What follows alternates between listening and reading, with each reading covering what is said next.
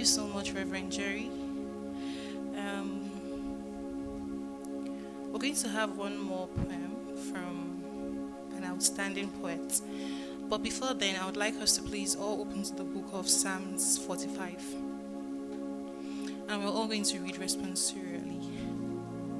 So I'll start with Psalm 1. Psalms 45. And after we're done with Psalms 45, we'll take Psalms 62. Then we'll have Charles come up. Are we there? Please, are we there? All right, praise God. To the chief musician upon Shoshanim, for the sons of Korah, Mashiel, a song of loves. My heart is inditing a good matter. I speak of the things which I have made touching the king. My tongue is the pen of a ready writer.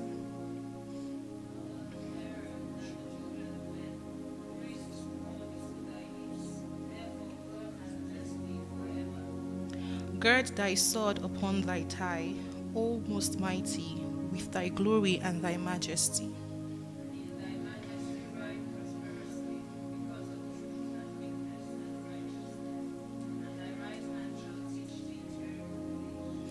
Thine arrows are sharp in the hearts of the king's enemies, whereby the people fall under thee.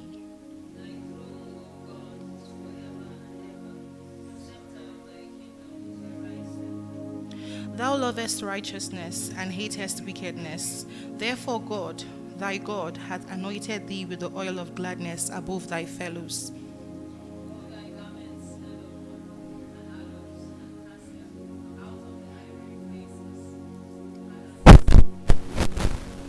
King's daughters were among thy honorable women.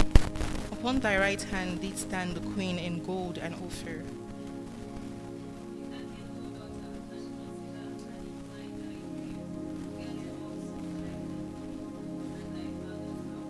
So shall the king greatly desire thy beauty, for he is thy Lord, and worship thou him.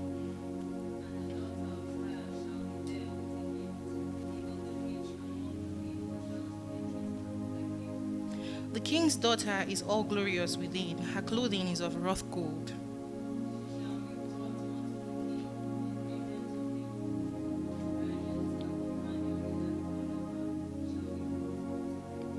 With gladness and rejoicing shall they be brought.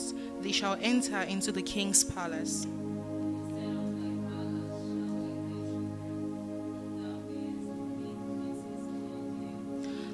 Together, please. I will make thy name to be remembered in all generations. Therefore shall the people praise thee forever and ever. Amen. Psalm 62, please.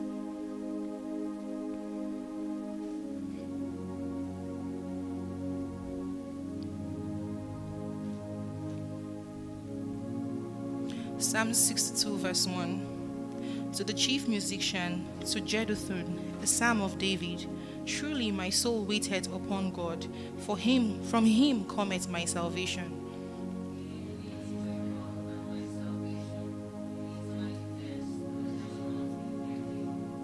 How long will ye imagine mischief against a man? Ye shall be slain, all of you. As a bowing wall shall ye be, and as a tottering fence.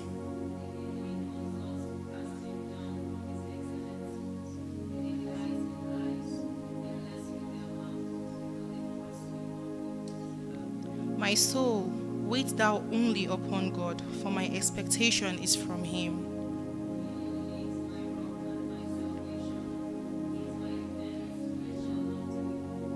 In God is my salvation and my glory, the rock of my strength, and my refuge is in God.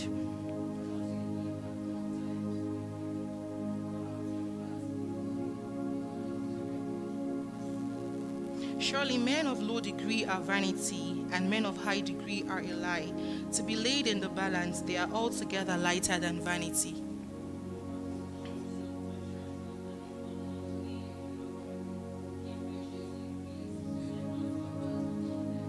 God hath spoken once, twice have I heard this, that power belongeth unto God. The last verse together. Also unto thee, O Lord, belongeth mercy, For thou renderest to every man according to his work. May the Lord bless the reading of his word in our hearts in Jesus' name. Charles, thank you.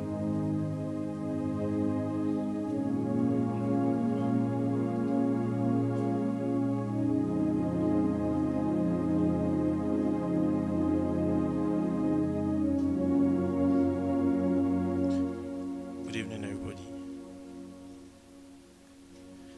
There's a story, and in this story, a monster creates a victim, and a victim creates a monster, and a monster creates a victim, and a victim creates a monster, and a monster creates a victim, and a victim creates a monster. See, trauma is a thing obsessed with self-replication.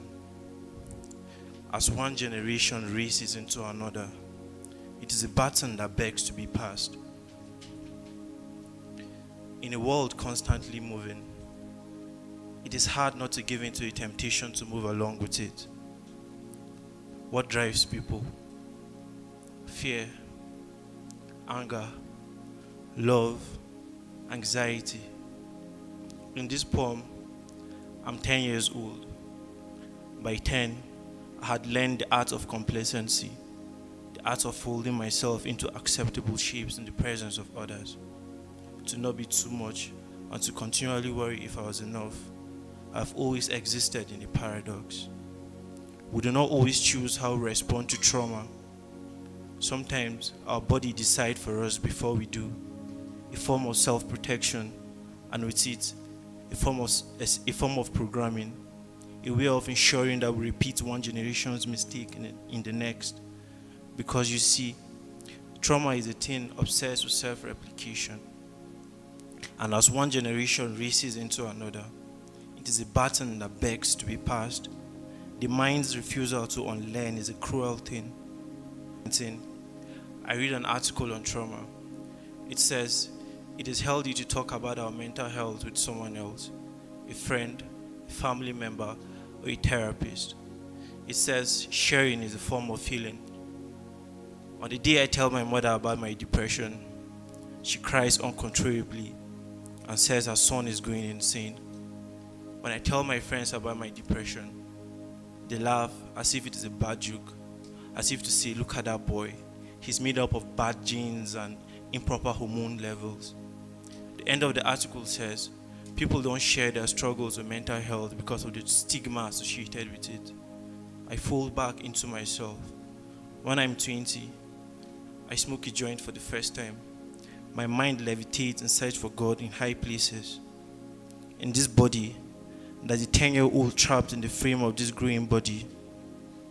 And I refuse to accept the verdict of repetition. To exist in a wound is to perpetually ache forever. Thank you.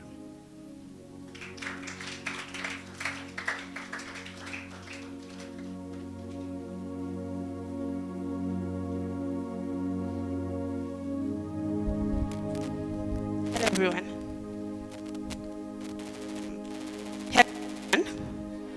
Okay, that's better. So I was asked to tell a story, and I was thinking about what story to tell, and then to me what my favorite meal was, and I sat down and said eba and afang, and it sounded weird, really weird, because I remember where I was coming from. I've always been a popcorn girl with lots of ice cream and sausages. So how did I get here? I remember when I was 5, my dad usually told me lots of bedtime stories, and it was like so nice.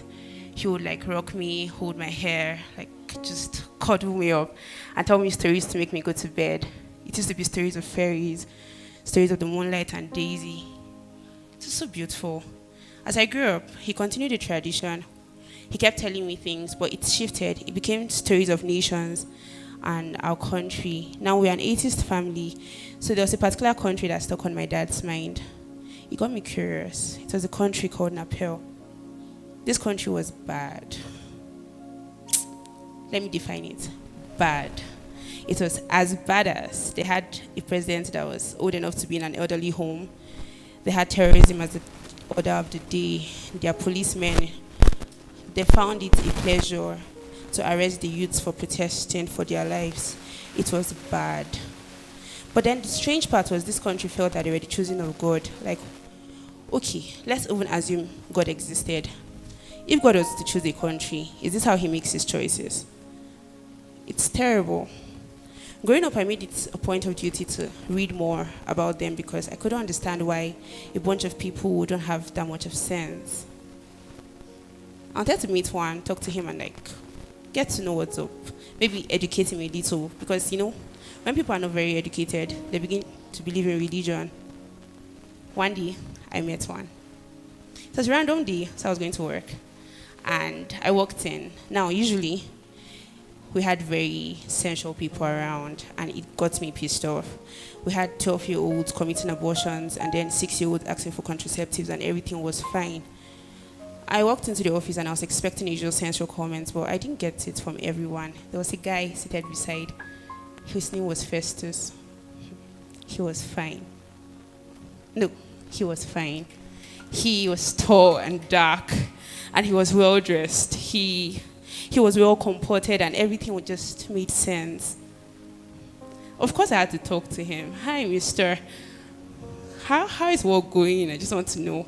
And he began to give me updates, and I asked him for dinner.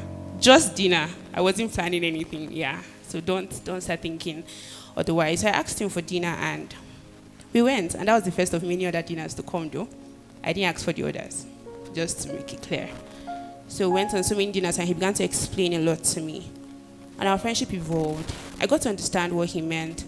He said that his country was actually chosen, and they made a mistake. They had made mistakes, and he felt that the hunger in their land was simply because of the mistakes they had made. And it's not like their God was wicked necessarily. It was consequence. But I didn't get it, but he was a cool guy, so that works. It works fine. And we just kept talking, and one of these days I felt, why don't you come meet my parents? Now, my parents had reservations about a religious bunch, but I didn't care. I brought him home. My God, they interviewed him. They asked him so many questions. I began to feel worried for him. But he was well-mannered. He was a Christian, and he was bold enough to accept it. He didn't make any controversies. He was very decent, and everything was going fine. Then he said I should come see his parents, and wow, nervousness started. Okay, so I'm atheist. My hair was blonde. I had a tattoo. I was going to go meet Christian parents. How was I going to do that? Well, I met my mom. So we did it together. We found out a list of things they wanted us to be like, and they wanted to just play the role. Now, when I went to his house, and the first thing that I saw shocked me. There was a bar. Wait, are you not a Christian family? Why do you have a bar? Anyways, I went inside, and then I met his parents. Okay, his mom actually, because his dad had died. Apparently his dad had died years ago, and his brother was married, and the wife was there. So they were just all welcoming, and they served me an alcoholic drink, and I could see what the brother's wife was wearing. Her slit was long. Is this not a Christian family? I didn't get it.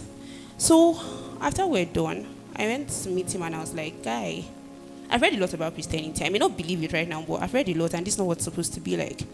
And then for the first time in our friendship, he became very vulnerable around me. So he told me their story, how that they were hungry. Not bad, but things were doing them. It was time to japa. So they moved, and they moved as a religious family, you see. They used to have devotions every morning, and they decided to stream services online because our country was not one to allow for church services together. And then the devotions kept going down. It became once a week, once a month, and then the online services were not as necessary because we're busy, we're making money. Things were better when their dad was alive. But once the dad died, the mom, she fell into depression. She didn't know what to do, and they were there for her, providing everything she needed. So they allowed their firstborn to marry a lady from my country, which was very surprising because they were supposed to be not supposed to be unequally yoked with unbelievers. So that was a really huge compromise, and I felt, okay, let's see.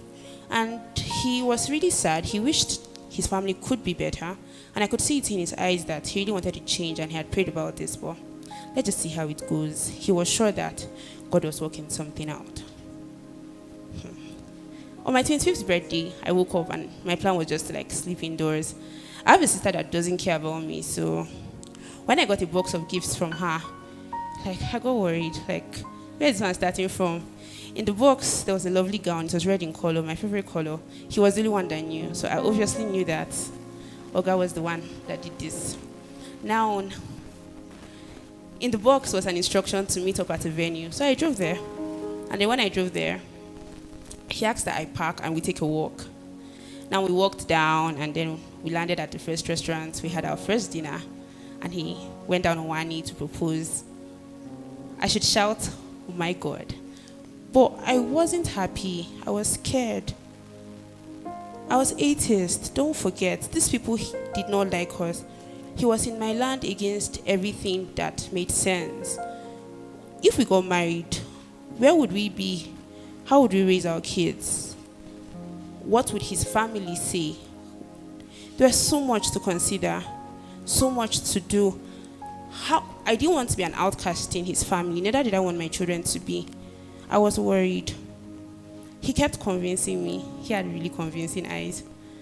I told my mom about it, and of course, she didn't agree. Because I was hot cake. I was a PhD holder at 25. Please.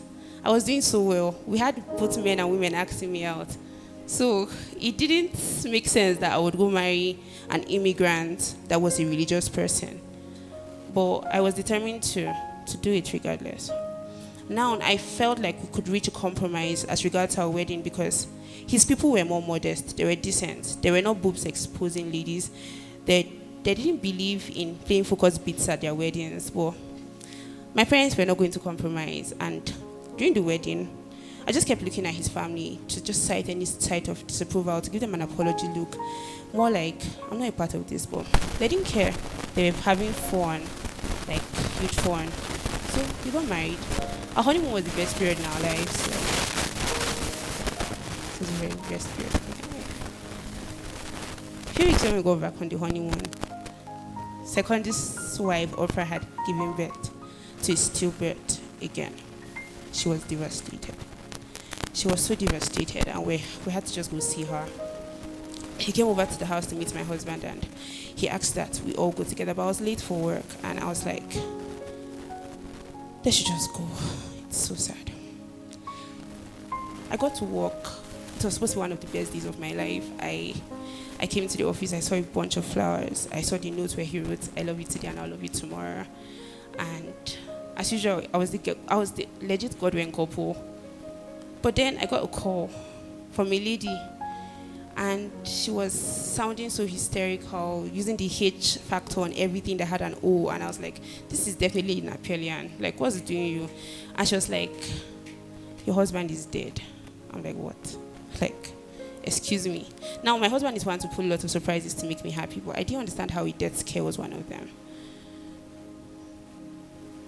I refused to believe it. I called again. I called his numbers. I called his family.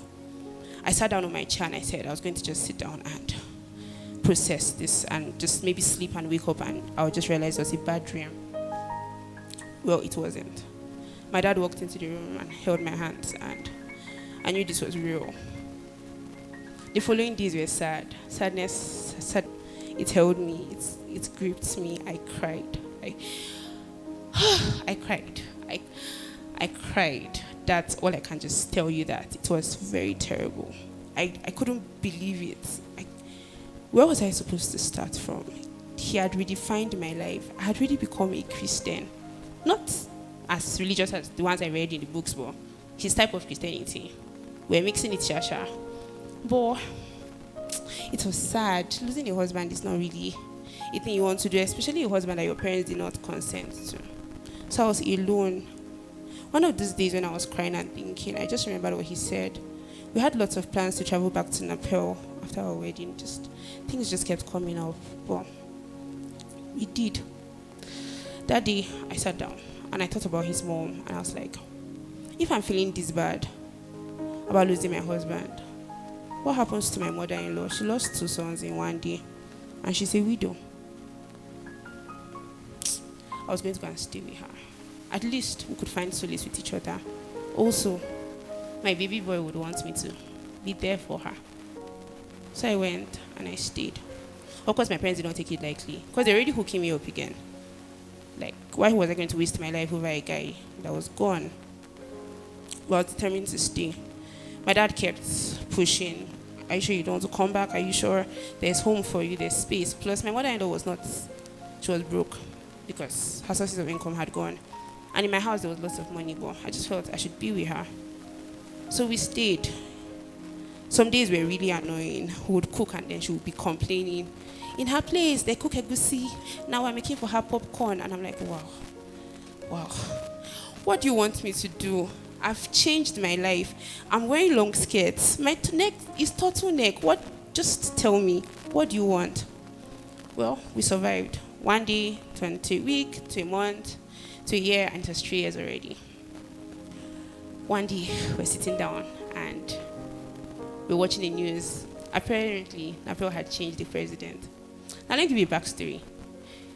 For the first time in their history, they had a free and fair election, and we didn't understand like how, because nobody could picture it. And then, of course, now they're religious people, so they kept like bragging that it's because they prayed, and all this. I'm like, it didn't make political sense, but well, if that's what they say. But one thing we could not deny was the fact that on his 100-day interview, it was very obvious that Nepal had changed. They were no longer hungry. Their pasta was no longer 400 naira. Their currency was competing well with ours. So a change had happened. And so my mother-in-law looked at me and was like, is this true? Because by the way, I read economics. And so I told her, yeah. And I explained the implications to her. Basically, her place was fine. She now told me, okay. Then she went to her bed and she sat down and then she called Anne, my sister-in-law. And then we sat down together and then she told us, do you know I love you? I was like, thank you, we love you too. And she's like, yeah, but she thinks it's the right time for us to go back to our family houses. Sorry, family houses. What are we? Like, I've left my family. Like, this is what I am right now. Like, where are you sending me to? Well, she's not like, the thing is, she needs to go back. She's alone here. And I'm like, we're here now. Like, we're following you. Which one is? And she's like, no.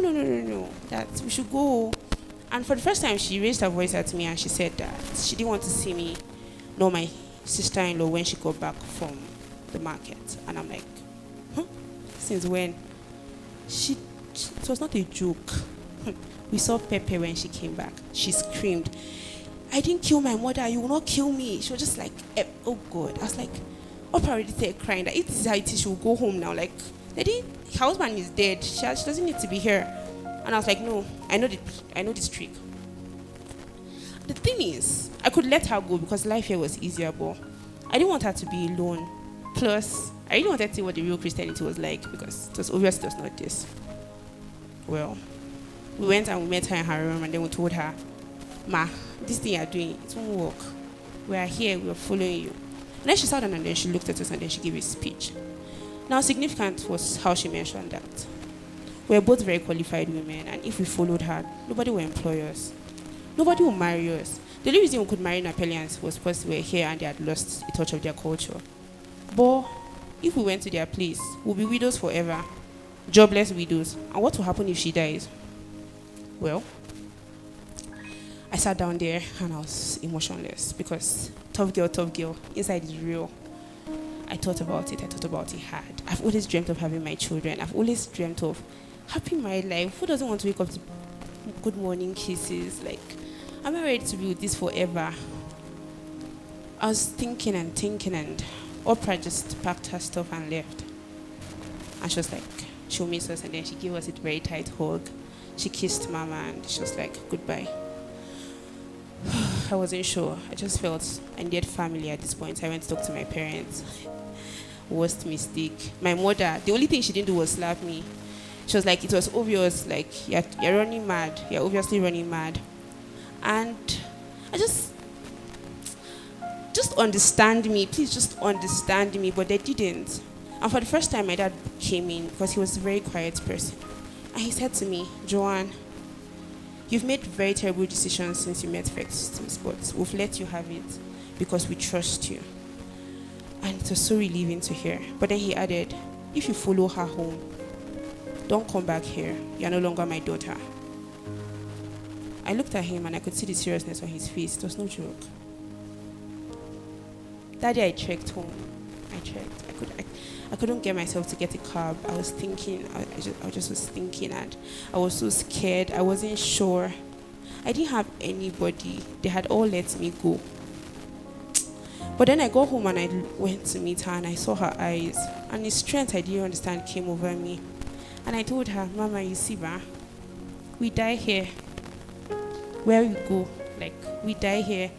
Even if you want, like, it was a we die here moment. And I meant it. And she could tell from my expression, it was no joke. Fine. But then she gave me a look I will not forget in a hurry. One which had signed the death wish. Anyways, I went to process our documents for travel. So we took a bus. We sold everything we had so we could have some cash. I planned ahead, so I just felt if getting a job is bad, at least 1 month, 2 months, we could use this amount of money. And then we used the bus and we got to the park. We got to the park and everybody is there. And they're like, Mama, oh my God, you're back. It's been such a long time.